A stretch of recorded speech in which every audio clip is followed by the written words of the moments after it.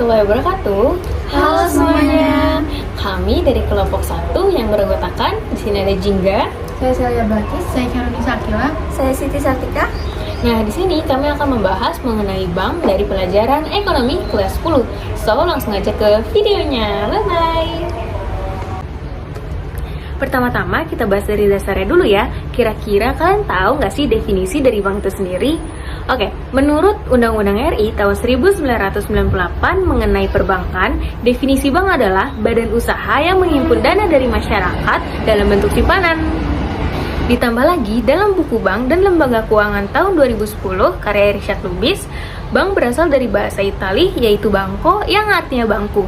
Pada zaman dahulu, bangku digunakan oleh para banker untuk melakukan kegiatan operasional yaitu melayani masyarakat atau nasabah. Istilah ini terus berkembang yang akhirnya menjadi bank atau bank.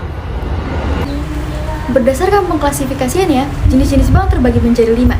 Yang pertama, jenis bank dari fungsi menurut Undang-Undang Perbankan Nomor 10 Tahun 1998. Jenis bank ini dilihat dari fungsinya terbagi menjadi 3. Yang pertama, bank sentral. Bank sentral merupakan badan keuangan milik negara yang bertanggung jawab mengatur dan mengawasi kegiatan lembaga keuangan serta menjamin kegiatan tersebut akan menciptakan kegiatan ekonomi yang stabil.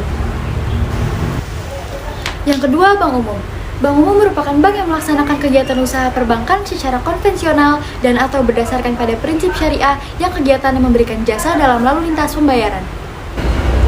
Dan yang terakhir, BPR atau Bank Pemkreditan Rakyat. Bank ini merupakan bank yang melaksanakan kegiatan perbankan secara konvensional maupun prinsip syariah, di mana dalam kegiatannya tidak memberikan jasa dalam lalu lintas pembayaran. Dan jenis bank yang kedua adalah jenis bank dari kepemilikan. Dalam kepemilikan, bank terbagi menjadi 4, yakni bank milik negara atau pemerintah, bank milik swasta nasional, bank milik asing, dan bank campuran. Nah, jenis yang ketiga adalah jenis bank dari status. Status yang dimaksud adalah kemampuan bank dalam melayani masyarakat dari segi jumlah produk, modal, hingga kualitas pelayanan. Klasifikasi tersebut terbagi menjadi 2, yaitu 1. Bank devisa, bank yang dapat melakukan transaksi hingga ke luar negeri atau kegiatan perekonomian dengan mata uang asing.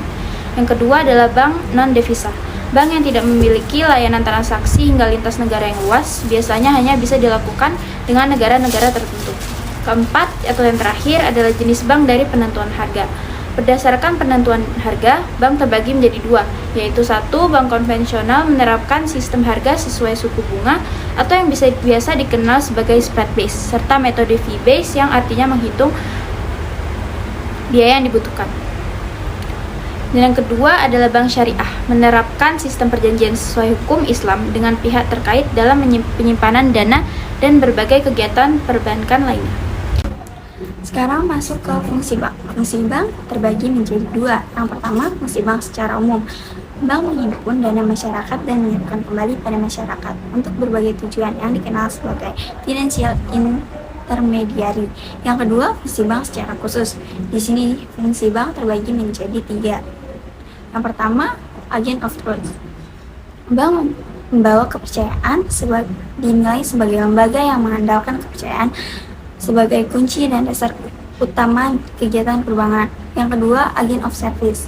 Bank menawarkan berbagai jasa keuangan seperti jasa penyimpanan dana, pemberian pinjaman, dan lainnya. Yang ketiga, agent of development. Hal ini dikarenakan banyak bank yang mampu memberikan kegiatan yang mengajak masyarakat untuk melakukan investasi, distribusi, konsumsi, dan jasa yang menggunakan uang sebagai media. Oke, pembahasan mengenai bank sudah dijelaskan semua ya, mulai dari pengertian, fungsi, Dan jenis-jenis bank. Bersyukur banget ya sebenarnya hidup di zaman sekarang, apalagi ditambah dengan banyak inovasi mengenai bank. Jadi banyak banget kemudahan yang bisa kita jangkau dan semua keuangan kita sudah teratur. Di puncak gunung tumbuh kamboja. Cakep. Di tepi sawah ada pepaya. Cakep. Silakan menabung di mana saja, Asalkan aman dan terpercaya. Wassalamualaikum warahmatullahi wabarakatuh. Bye-bye.